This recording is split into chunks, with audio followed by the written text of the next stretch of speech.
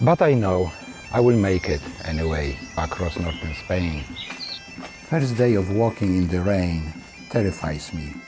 Walking is a slow, habitual mode of travel and a state in which the mind, the body, and the nature are aligned.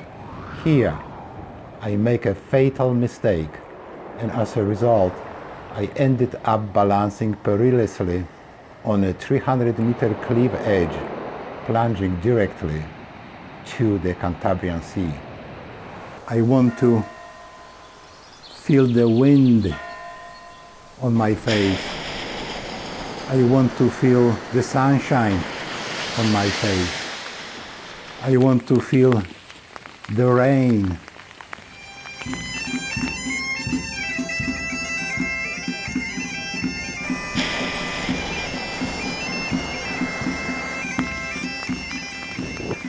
How you can walk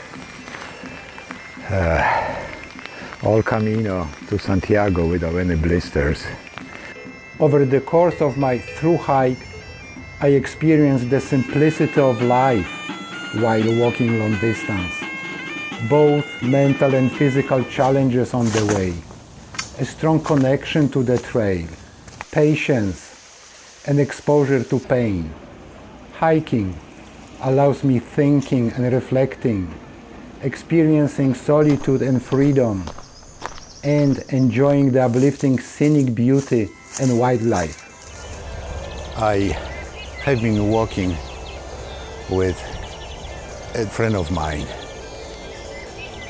a silent friend, who guided me over many hills and mountains, gave me wings to soar, and made the end of the challenging walk more fulfilling.